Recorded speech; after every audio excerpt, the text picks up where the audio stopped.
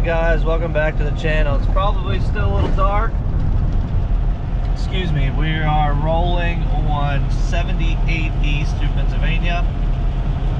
Headed to New Jersey to make a delivery of the steel we picked up yesterday. It is pouring rain. There's flood warnings. It's gonna be a doozy. So we got our rain. Yeah, we do have our rain jacket, and this is a substation delivery, so we do have to wear some PPE, which is rare for me. I bought a hard hat. I had like 10 safety vests.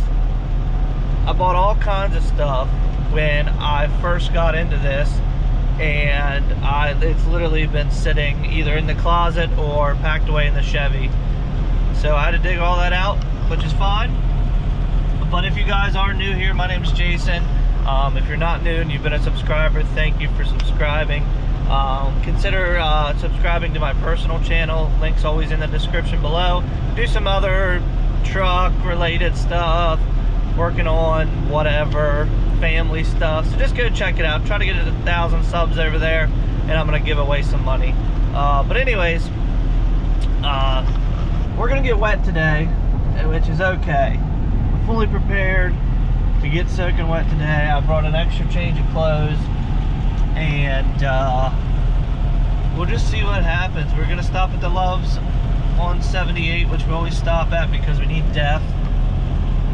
We are low on DEF, and I don't know what's left in the auxiliary tank, so we might just fill up, which will get us another free shower if we need it down the road. Well, I'm going to talk a little bit about something that involves showers later. We're going to talk about local, regional, and over the road, my opinion, why I do what I do, and let's just get into the action. We'll probably pick up here either at Love's or at the job site. Alrighty, so we are here.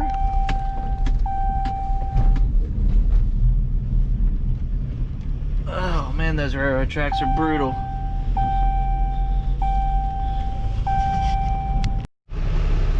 It's an absolute beautiful day for this.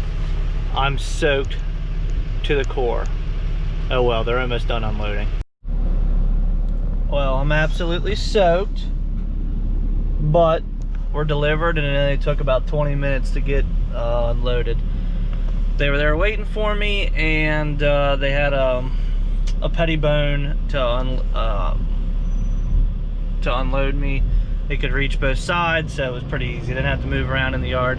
So I was a little worried that it's like a new substation, and I was really worried that I was gonna get stuck because of how wet it is. I mean, yes, they did have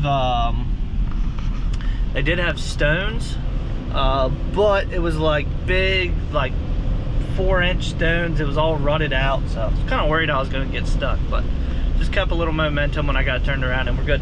But now we're headed 18 miles up the road to pick up one vehicle from a direct customer of mine, and then another like 10 minutes up the road, pick up another vehicle for a customer of mine.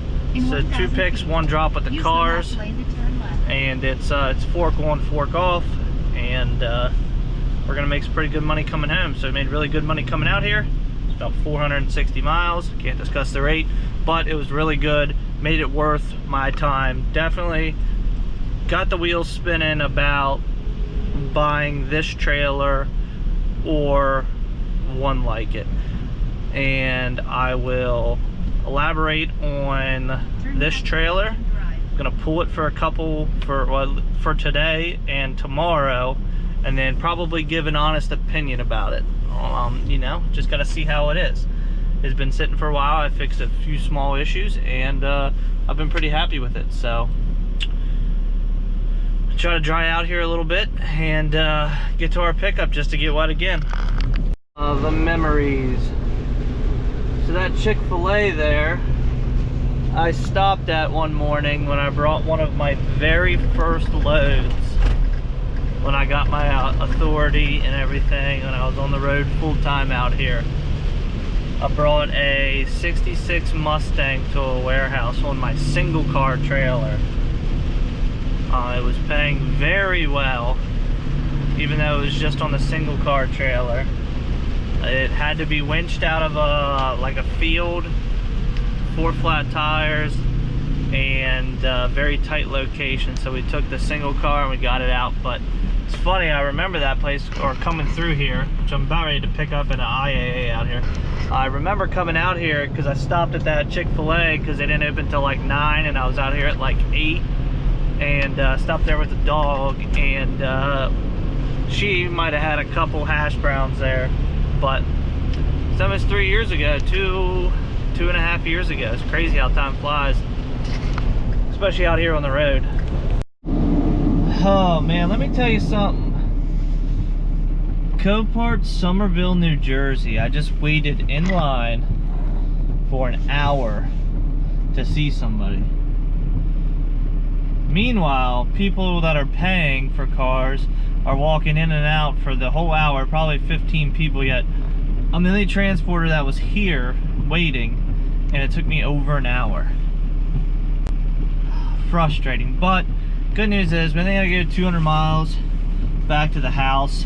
Actually, to the house, it's less than that. It's probably about 180 miles to the house or so. And then we just have to drop these off tomorrow. They go to the same place. And they're paying like $450 on 200 miles. So I can't really complain about that, but should already be halfway home by now. It's funny though. Every location is so different. I complained about Brandywine, Maryland, IAA taking over almost two and a half hours to get loaded. Complained about them.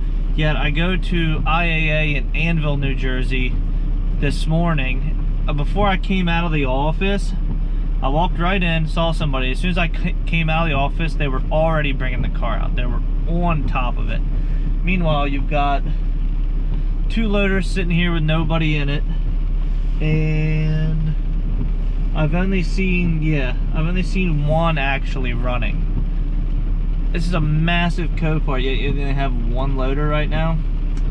Doesn't make any sense, but it is what it is. Got to take care of my regular customers, which I'm gonna do. So we'll keep that positive attitude. But if it was sunny and nice outside, I probably wouldn't be in such a bad mood. But I'm soaking wet, I'm cold, and now I gotta wait even longer to get this loaded. But we'll get loaded and I'll talk to you guys soon. Somebody help me. This is taking forever. But I did have some time to catch up on some YouTube videos since we've been sitting here. And man, things are getting a little spicy out there in the atmosphere. It's kind of funny. But anyways, so I said I was gonna talk about running local, running regional, and running over the road. So my ideal run is regional. Maybe going 1 to 2 nights a week, because the way I found I can make the most money is to kind of bounce in a triangle. And I talk to people like, if you sign up for my Patreon, and I'll show you what out of your area is paying off of the load board. But what I like to tell people is, sometimes to be able to make the most money, you can't go straight out and straight back. Like say, let's just go, you can't go from Baltimore to Indianapolis, Indianapolis to Baltimore and make the most money. What you're gonna have to do sometimes is work in a triangle. And what I would, you would have to go Baltimore, Indianapolis, short hop down to say Columbus, back to Baltimore, work in a triangle to maximize your profits. Because you'd be surprised, like you can get $1 a mile per car going out, but the rates coming back are 40 cents a mile per car. Yeah, if you're local like I am, sometimes I would have to take what's available to get home if I had to be home, that night, same day. Indianapolis is a stretch, but you get what I'm saying. I can't do that bouncing in a triangle. And that's where you're going to be most profitable, because you can, you know, A to B, short hop to C, B to C, C to A, and maximize, you know, your rate per mile, and, you know, make the most money you can in just 2 days essentially. But I just wanted to touch on that because, like I said, if you're in my Patreon, you know, if you've asked, I've talked to you about that, how to do that. You know, I gauge, do you need to be home every night? That's like one of the most, you know, the most frequent questions I ask is, what's your plans on, are you going to be over the road? Are you going to be home every night? You want to be home 2 or 3 times a week? You know, what's your lifestyle like, and what's your lifestyle require? Currently, mine requires me to be home every night because of the baby. So, with that being said, I'm going to sit here for probably another hour and wait for my car, and we'll go from there. Well, glad we hopped off the interstate. That's 78 West. I don't know what's going on, but I heard the Waze make the little update noise, like it was changing the route, and it wanted me to hop off the interstate real quick and take this road that runs parallel with 78. So usually I don't catch that in time. With my luck, I usually get stuck in that, because I'm just like, I know where I run GPS pretty much for things like that, because I know where I'm going. Like, that guy's out of his truck down there. They must be not moving at all. But I know where I'm going, so I just kind of run it for either cops or just updates for traffic.